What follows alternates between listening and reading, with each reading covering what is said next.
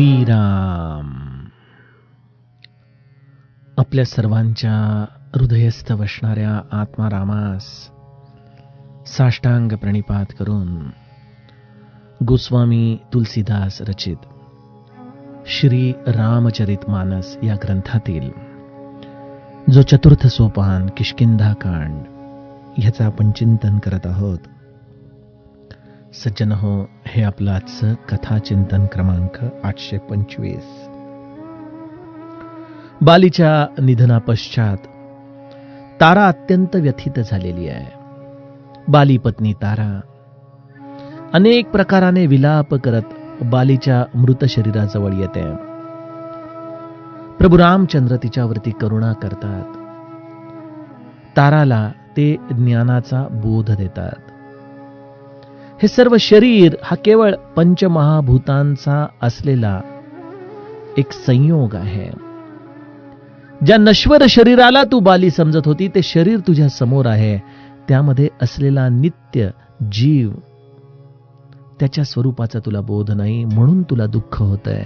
अशा पद्धतीने प्रभू रामचंद्र ताराची समजूत काढतात. तिच्या हृदयामध्ये ज्ञान प्रगटतं. प्रभू रामचंद्रांच्या कृपेने तिच्या हृदयातली माया हरण होते. प्रभू रामचंद्रांच्या चरणी ती नतमस्तक होऊन निर्मळ भक्तीचं वरदान प्राप्त करते.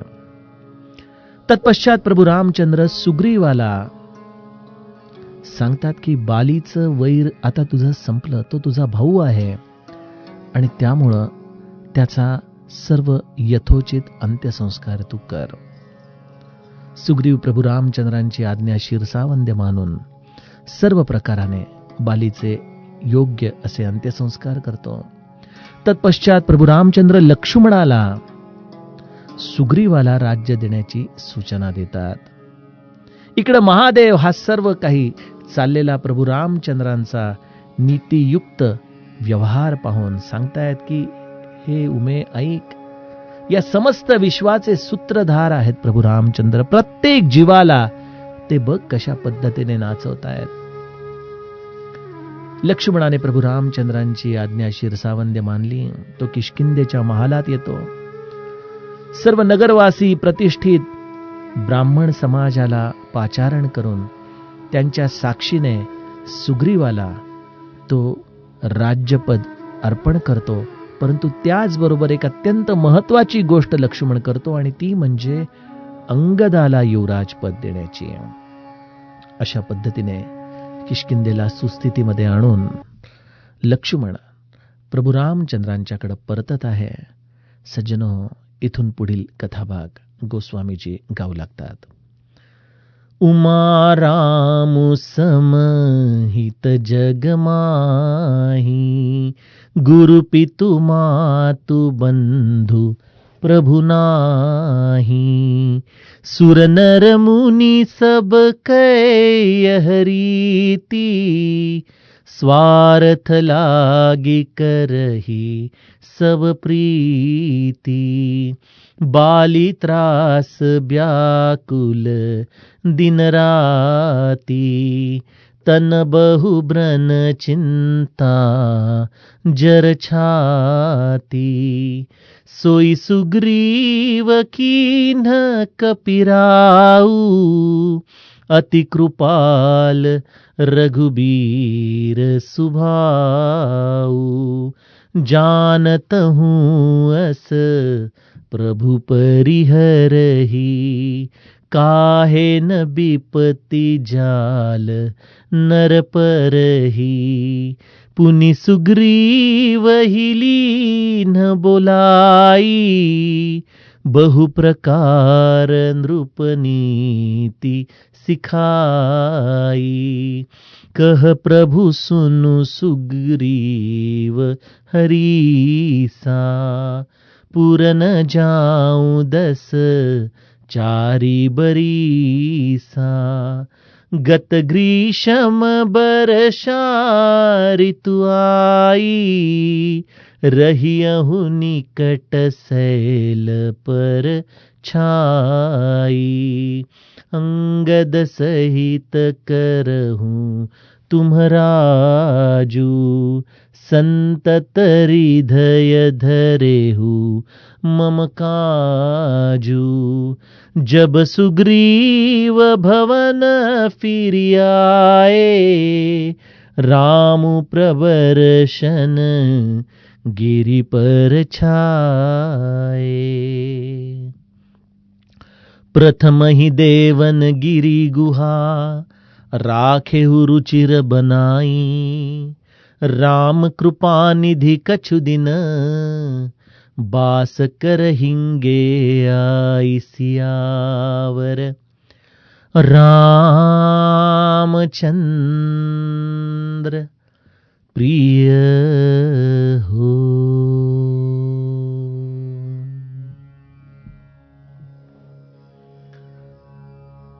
सज्जनो, प्रभू रामचंद्रांनी बालीचा वध करून त्याचा उद्धार केला।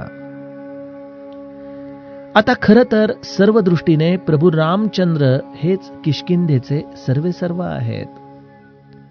आपण बघतो ना की जेव्हा एखाद्या युद्धात एखादा पक्ष दुसऱ्या पक्षावरती विजय मिळवतो, तेव्हा जिंकलेला पक्ष हा स्वाभाविकपणे त्या भूभागाचा, त्या प्रदेशाचा राजा होत असतो।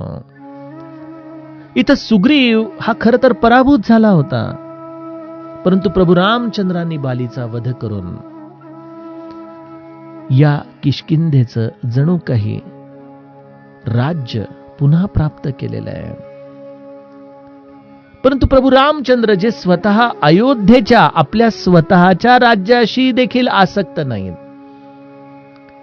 त्यांच्यासाठी या किष्किंधेचं राज्य मिळवण्याचं प्रयोजन ते काय? काय करणार आहेत प्रभू रामचंद्र या किष्किंधेचं राज्य घेऊन?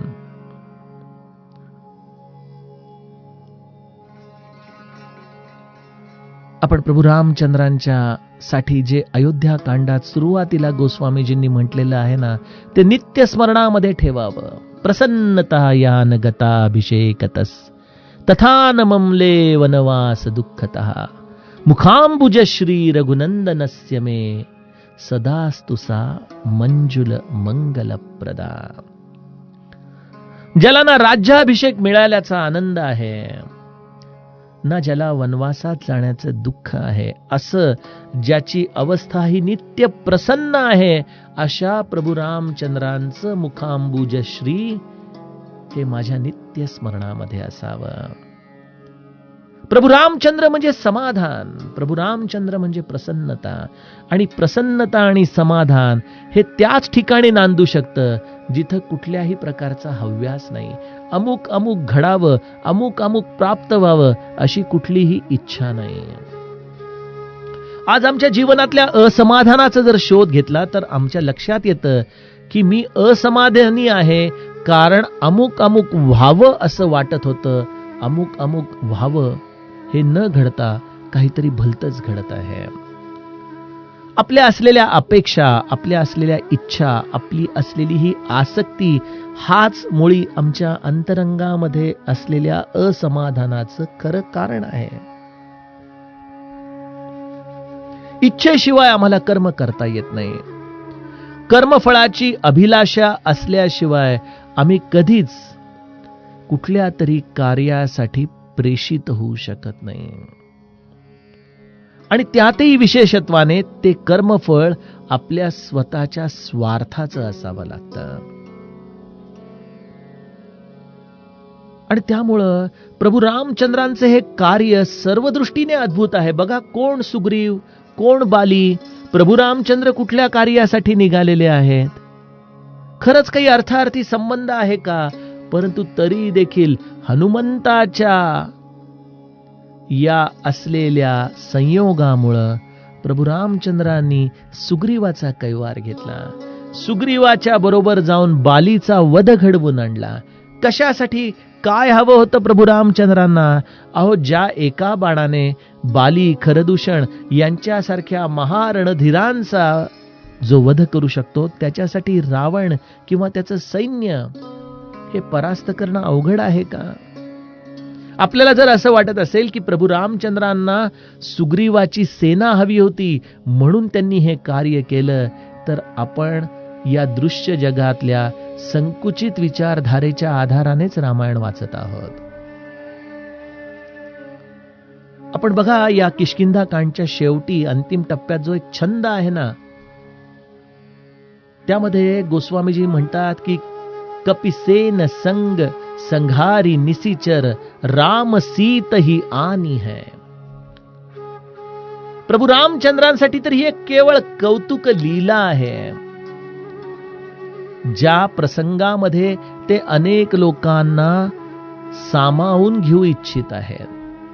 खरं तर हे युद्ध एकट्या प्रभू रामचंद्रांच्या धनुष्याच्या आधारानेच पूर्णत्वाला जाणार, परंतु तरी देखील प्रभू रामचंद्रांनी कौतुक लागी संग कपी सेना अशा पद्धतीने कौतुक या एका भूमिकेतून या सर्व वानर आणि अस्वल दलाला आपल्या बरोबर सामावून घेतलेलं आहे. त्यामुळे प्रभू रामचंद्रांना इथं ना सुग्रीवाची सेना हवी आहे, ना प्रभू रामचंद्रांना या किष्किंधेचं राज्य हवंय. मग प्रभू रामचंद्रांनी हे कार्य का केलं?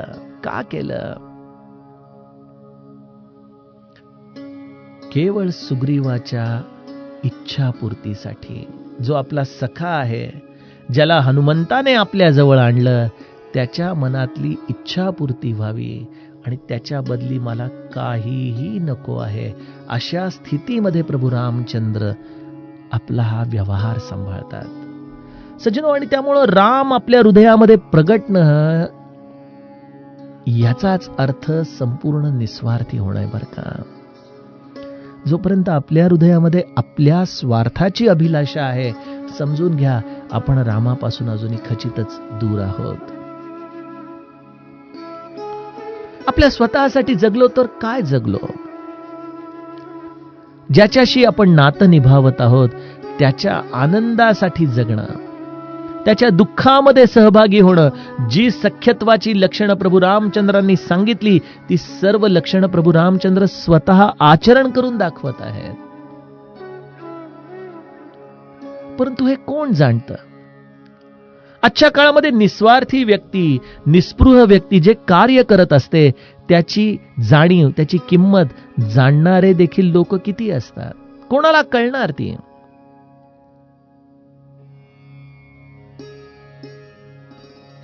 गमतीने सांगतो, आता आपण हे रामायण एवढे दिवस करत आहोत, मनोबोध, दासबोध. काही व्यक्ती, त्यांचा मी खरंच ऋणी आहे, मला गमतीने ते म्हणतात की तुम्हाला बोलण्याची फार हौस आहे म्हणून तुम्ही हे सर्व करता. ठीक आहे, आणि ते एका दृष्टीने ते बरोबर देखील म्हणतात, कारण की हा सर्व स्वांत सुखाचा कारभार आहे. स्वांत सुखाय तुलसी रघुनाथ गाथा भाषा मती मंजुल मात नव्हती. हे सर्व स्वांत सुखासाठी आहे आणि त्यामुळे त्याला तुम्ही हौस म्हणा नाहीतर काहीही म्हणा, परंतु जीवनामध्ये ज्याला खऱ्या सुखाची चव मिळालेली आहे तो रामकथेच्या पलीकडे जाऊ शकत नाही. तशी आमची अवस्था झाली. आणि म्हणून मी नेहमी स्वतःला त्या देवळातल्या पुजाऱ्यासारखं समजतो, जो पुजारी खरं तर त्या मंदिराच्याच पैशावरती आधारित आपलं पोट भरत असतो, भगवंताची पूजा अर्चा करत असतो. त्याचा भाव असेल नसेल न जाणे, परंतु जेव्हा त्याला गाभाऱ्यात प्रवेश मिळतो, जेव्हा तो निरांजनाने तिथं आरती करून बाहेर आणतो, त्याबरोबर सगळे लोक येऊन त्याला देखील नमस्कार करतात आणि आरतीचा देखील दर्शन घेतात. त्याप्रमाणे आमची ही सर्व काही स्वांत सुखाय असलेली अवस्था. आणि त्यामुळं या प्रभू रामचंद्रांची कथा गाता गाता न जाणे केवढं मोठं वानरदळ आणि त्यांच्यामध्ये मी देखील एक छोटासा कुठेतरी माग उभा असलेला प्रभू रामचंद्रांचं वानर, या रूपाने ही सेना कधी जमली हे माझं मला देखील कळालं नाही.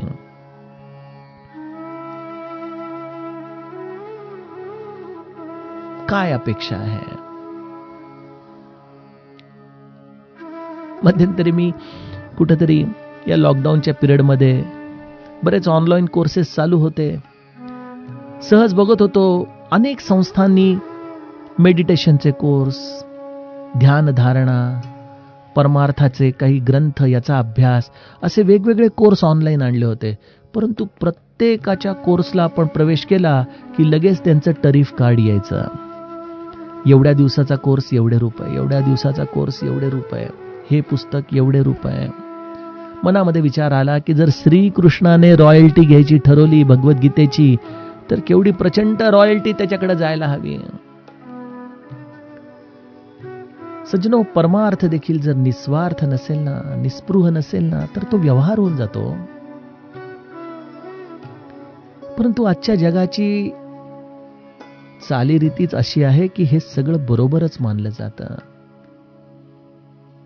बघा, मला माझ्या गोंदवल्याचा का आदर आहे, का माझा कंठ माझ्या गोंदवल्यासाठी नेहमी भरून येतो, दाटून येतो, कारण तिथं त्या चार भिंतीमध्ये पैसा या नावाच्या गोष्टीला दुय्यम दर्जा आहे. तिथं कुठेही तुम्हाला कोणीही दानपेटी किंवा वारंवार देणगीची मागणी करणार नाही. किंबहुना तिथं देणंच माहिती आहे, या, राहा, प्रसाद घ्या.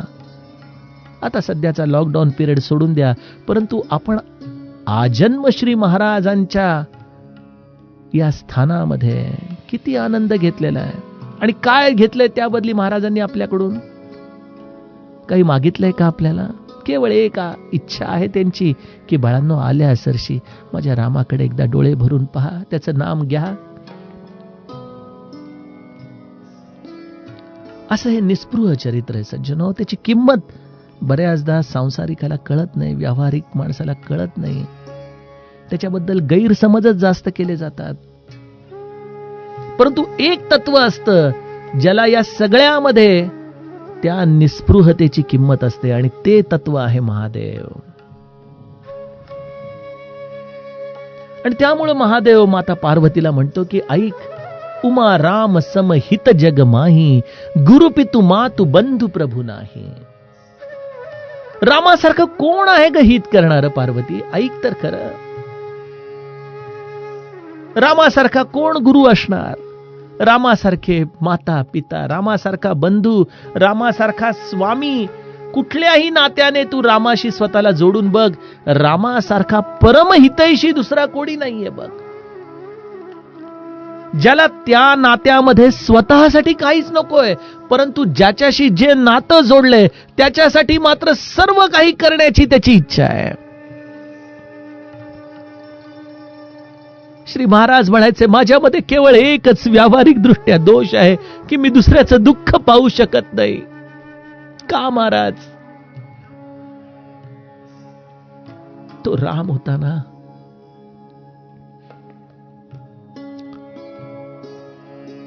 मग स्वतःचा दम्याचा विकार बाजूला पडायचा, स्वतःच्या असलेल्या सर्व अडचणी दूर व्हायच्या.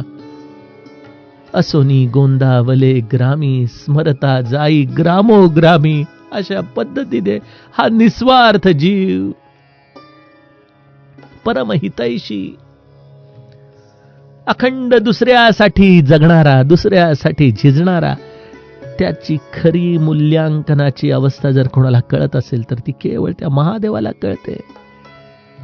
आपण म्हणाल महादेवाला का कळते? कारण तोच तुमच्या हृदयस्थ असलेला शिव आहे, आणि त्या शिवाला तुमच्या हृदयातली खरी भावना तो जाणून असतो की तुमचा हा केवळ बाह्य दिखावा आहे का तुमची खरंच निस्पृहता आहे. व्यवहारामध्ये ही सर्व नाती आपण बघतो. कोणी आई वडील, कोणी आपले मित्र, कोणी आपला गुरु, हे सर्व काही समाजामध्ये आपल्याला दिसतात. परंतु या समाजामध्ये अगदी प्रत्यक्ष मनुष्य नाही, एखादा मुनी नाही, अहो सोडा एखादा देवता जरी असला तरी या त्रैलोक्यामध्ये अशा 100% निस्वार्थतेने, 100% समर्पणाने प्रभू रामचंद्रांसारखं नातं निभावणं हे या कोणालाही शक्य नाही. कोणालाही, ना मनुष्याला, ना एखाद्या मुनींना, ना एखाद्या देवताला. जो राम होतो तोच केवळ हे नातं निभावू शकतो बर का. आणि राम म्हणजे केवळ कौशल्याचा राम समजू नका. राम हे तत्व आहे, ज्याच्या हृदयामध्ये प्रगटलं तो राम. आणि ज्याच्या हृदयामध्ये राम प्रगटलाय त्याची संवेदना जाणणारा तो शिव.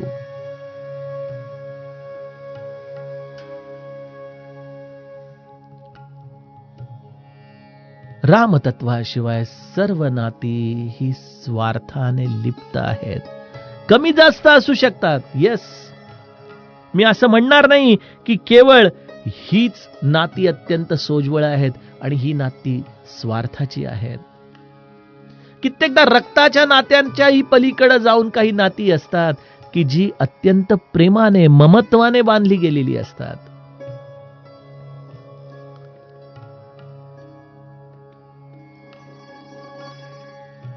परंतु जरी ही सर्व नाती ही कितीही परमपवित्र होत गेली तरी कुठंतरी अहमचा जो शेवटचा अंश शिल्लक राहतो तोच राम होण्यापासून या जीवांना दूर ठेवतो. आणि जोपर्यंत रामासारखं हे तत्व आपल्या हृदयामध्ये प्रगटत नाही तोपर्यंत दुसऱ्यासाठी परमहितैषी होणं, त्याच्यासाठी आपल्या सर्वस्वाचा त्याग करणं हे केवळ अशक्य आहे सज्जनो, केवळ अशक्य. आणि म्हणून गोस्वामीजी म्हणतात की बाली त्रास व्याकुल दिन राती तन बहु ब्रन चिंता जर छाती सोई सुग्रीव कीन कपिराऊ अति कृपाल रघुबीर सुभाऊ. प्रभू रामचंद्र हनुमंताच्या बरोबर आलेच सुग्रीवाकडे, ठीक आहे, परंतु जेव्हा त्यांनी सुग्रीवाला पाहिलं तेव्हा कसा दिसला असेल तो सुग्रीव? एक तर वनामध्ये खूप काळ राहतोय, बालीकडून मार खाल्ला असल्यामुळं अंगावरती अनेक जखमा आहेत खरचटल्याच्या, अनेक ठिकाणी व्रण आहेत गदेचे वार बसल्याचे, आणि त्यामध्ये भयभीत झालेला, झाडाच्या फांदी आड, पानांच्या आड लपून बसलेला हा सुग्रीव जो अंतर्बाह्य चिंतेने जळत होता. कदाचित प्रभू रामचंद्र येण्यासाठी अजूनही जर काही कालावधी गेला असता तर कदाचित बालीच्या गदा प्रहाराने नाही परंतु या चिंतेने मात्र निश्चितच सुग्रीव आपला देह टिकू शकला नसता. परंतु अशा व्याकुळ भयभीत झालेल्या सुग्रीवाच्या परमभाग्याने त्याचं प्रभू रामचंद्रांशी संयोग आला.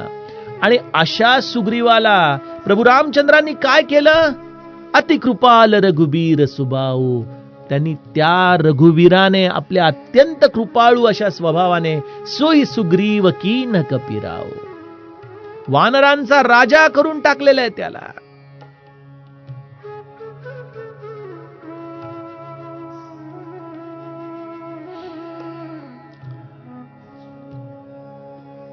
कोण करतं सज्जनो असं? बघा, जीवनामध्ये आपल्यावरती अशा पद्धतीने उपकार करणारे काही लोक असू शकतात. त्यापैकी काही लोक कदाचित त्या असलेल्या उपकाराचं आपल्याला वारंवार बखान करून त्याच्या बदली आपल्याकडून काही अपेक्षा देखील ठेवू शकतात.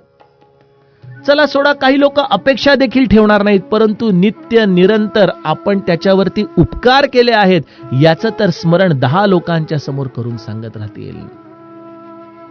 परंतु माझा एक रामच असा आहे जो अशा भयभीत झालेल्या अनेक सुग्रीवांना जीव दरिद्री असंख्यात नृपपती केले. जसं संत हे जीवाला या मोक्ष लक्ष्मीचा अलंकाराने संपन्न करून टाकतात, त्याप्रमाणे प्रभू रामचंद्रांनी राम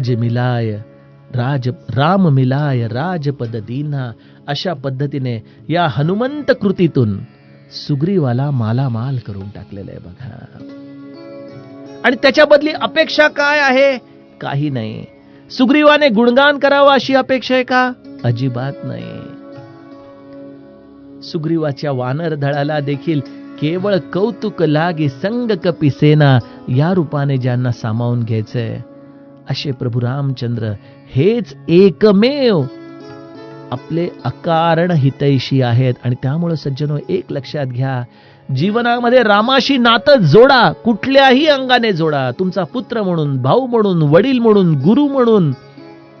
तुमच्या जीवनामध्ये जे नातं न्यून असेल ते नातं रामाशी आपण जोडा आणि बघा राम ते नातं कसं निभावतो. जोडून तर बघा. या सर्व शब्दाच्या गोष्टी नाहीत. तुम्हाला तुमच्या जीवनामध्ये तुमच्या कल्पनेच्या पलीकडे तो रामराया सुख देईल, कारण सुख देणं हाच त्याचा सहज स्वभाव आहे. त्यामुळं महादेव माता पार्वतीच्या समोर म्हणतो की जानत हूं अस प्रभू परिहरही, काहे न विपती जाल नर परही. हे सगळं जाणूनही मनुष्य रामाशी नातं जोडत नाही, रामाशी सख्यत्व करत नाही, त्याचं अखंड स्मरण करत नाही, त्याच्या अखंड लीलांना आपल्या हृदयामध्ये आठवत नाही. पुन्हा पुन्हा तो जगाकडे आशा लावून बसतो आणि मग या आशेच्या मुळेच त्याच्या जीवनामध्ये संकटांचा उदय होतो. अशा रामाला विसरून खरंच कोण कधी सुखी होऊ शकेल का? अशा रीतीने महादेव प्रभू रामचंद्रांच्या या कृतीचं वारंवार स्मरण करतायत. मनामध्ये प्रभू रामचंद्रांच्या या चरित्राचं चिंतन करताना रोमांचित होत आहेत. पार्वती मातेला आपल्या हृदयातला भाव महादेव व्यक्त करून सांगत आहेत. इकडं लीला चरित्रामध्ये पुनी सुग्रीव ही लीन बोलाई, बहुप्रकार नृपनीती सिकाई. प्रभू रामचंद्रांनी सुग्रीवाला बोलवून घेतला. सुग्रीवा, तू काही काळ किष्किंधेचा राजा होऊन मग निष्कासित झालायस. तू बालीच्या देखील हाताखाली काम केलेलं आहेस. तरी देखील 4 मी राजधर्माच्या गोष्टी तुला सांगतो, त्या तू अंतःकरणामध्ये नीट घट्ट धरून ठेव बरं. बहुप्रकार नृपनीती सिखाई. बहुप्रकार, अनेक प्रकाराने राजधर्म प्रभू रामचंद्रांनी सुग्रीवाला शिकवला. आता हे वाक्य लक्षात ठेवा, कारण की आम्ही देखील आपल्या सद्गुरूंचं असंच वचन ऐकत असतो, असाच बोध ऐकत असतो, ज्याप्रमाणे सुग्रीव प्रभू रामचंद्रांकडून राजनीतीचा धर्म शिकतोय. प्रभू रामचंद्र म्हणतात, हे वानरपती सुग्रीव, ऐक, मी 14 वर्षापर्यंत गावामध्ये जाऊत नाही, जाणार नाही. आणि त्यामुळं आता नुकताच बालीचा वध झालेला आहे. किष्किंधा ही तुला संपूर्ण सांभाळायची आहे. त्यामुळे मी काही काळ याच किष्किंधेच्या बाहेर प्रवर्षण पर्वतावरती जाऊन तुझी वाट पाहत तिथं थांबून राहतो. अनायसा चातुर्मास देखील आलेला आहे. उन्हाळा संपलेला आहे. आता वर्षा ऋतूचं आगमन होणार आहे. तेव्हा या प्रवर्षण पर्वतावरती जाऊन या चातुर्मासामध्ये मी जरा एकांतात तुझी वाट पाहत तिथं थांबून राहतो. तू एक काम कर, तू किष्किंधेमध्ये जा, राज्यकारभार स्वीकार, सर्व किष्किंधा नगरीचं योग्य पद्धतीने नियोजन कर. आणि जेव्हा तुला आता असं वाटेल की आता आपण किष्किंधेमधून काही काळ बाहेर पडलो तरी आपल्यामुळं राज्यकारभार अडणार नाही, त्यावेळेला तू मला प्रवर्षण पर्वतावरती येऊन भेट. परंतु ऐक, एकही दिवस आपल्या हृदयामधून मला दिलेल्या वचनाचं, ज्या कार्यासाठी म्हणून तू मला स्वतःहून वचन दिलं आहेस, त्या वचनाला तू कधीही विसरू नकोस. कुठलं वचन? सुग्रीवाने प्रभू रामचंद्रांना सांगितलं होतं ना की प्रभो, मी माझं सर्व बळ आपल्या मागं उभं करीन, आपण काळजी करू नका, चिंता करू नका, आपल्याला जानकी माता निश्चितपणे येऊन भेटेल. आणि हे वचन ऐकल्यानंतर प्रभू अत्यंत सुग्रीवावरती प्रसन्न झाले होते. त्या कार्याचं विस्मरण सुग्रीवा कधीही होऊ देऊ नकोस. किती स्पष्ट पद्धतीने प्रभू रामचंद्रांनी सुग्रीवाला सांगितलेलं आहे. परंतु आपण बघालच की 1-2 दोहे नाही संपले की सुग्रीव कशा पद्धतीने किष्किंधेचं राज्यपद मिळाल्यानंतर या सर्व गोष्टींना विसरून गेलेला आहे. हाच जीवाचा स्वभाव आहे सज्जनो. त्याचं चिंतन आपण जसा जसा तो प्रसंग येईल तसं करणारच आहोत. अडचणीच्या वेळेला आम्हाला देव आठवतो आणि ज्या वेळेला अनुकूलता येते त्यावेळेला आम्ही देवाला पावसामध्ये भिजत प्रवर्षण पर्वतावरती बसवून ठेवतो. त्यावेळेला आपल्याला ती जाणीव, ती संवेदना देखील हृदयामध्ये निर्माण होत नाही. प्रभू रामचंद्र अर्थातच स्वसंवेद्य आहेत, सर्व काही जाणतायत आणि त्यामुळं ते खास करून ही सूचना सुग्रीवाला पुन्हा पुन्हा देत आहेत, राजनीती शिकवतायत आणि तत्पश्चात सुग्रीवाचा निरोप घेऊन प्रभू रामचंद्र लक्ष्मणाच्या समवेत प्रवर्षण पर्वताच्या दिशेने जातात. प्रवर्षण पर्वतावरती प्रभू रामचंद्र येणार आहेत याची जणू काही देवतांना आधीपासूनच कल्पना असल्यामुळं प्रथम ही देवन गिरी गुहा राखेव रुचिर बनाई. देवतांनी एक अत्यंत सुंदर गुंफा प्रभू रामचंद्रांच्या साठी सुंदर तिथं तयार करून सजवून ठेवली होती आणि त्यांनी मनामध्ये विचार केला होता की एवढी सुंदर गुहा तयार झालेली आहे, अशा गुहेमध्ये प्रभू रामचंद्र काही दिवस इथे येतील का, काही दिवस या गुहेमध्ये निवास करतील का. बघा, प्रभू रामचंद्रांना सीताजींचा शोध घ्यायचा आहे, परंतु या प्रत्येक कार्यामध्ये प्रत्येकाच्या मनाला समाधान देत त्याच्या असलेल्या इच्छेंची पूर्तता करत करत प्रभू रामचंद्र पुढे चाललेले आहेत. देवतांनी सुंदर गुंफा तयार केली आणि असा मनामध्ये विचार करतायत की या गुहेमध्ये प्रभू रामचंद्रांनी काही काळ तरी येऊन निवास करावा, ती देवतांची इच्छा पूर्ण करण्यासाठी आणि सुग्रीवाला किष्किंधेचं राज्य सांभाळण्यासाठी अवधी मिळावा, यासाठी म्हणून प्रभू रामचंद्र या चातुर्मासाच्या कालावधीमध्ये या प्रवर्षण पर्वतावरती जाऊन निवास करणार आहेत. सज्जनो, या प्रवर्षण पर्वतावरती प्रभू रामचंद्रांचा हा चातुर्मास हे खऱ्या अर्थाने लक्ष्मणासाठी परमार्थाचं अतिगुह्य ज्ञान मिळण्याचा एक पवित्र काळ आहे आणि प्रभू रामचंद्र देखील आपल्याला प्रकृतीच्या आधाराने परमार्थाची अतिगुह्य सूत्र सांगायला या प्रवर्षण पर्वतावरून सुरुवात करणार आहेत. त्याचं चिंतन आपण उद्याच्या कथा विभागापासून सुरू करूयात. जानकी जीवन स्मरण जय जय राम.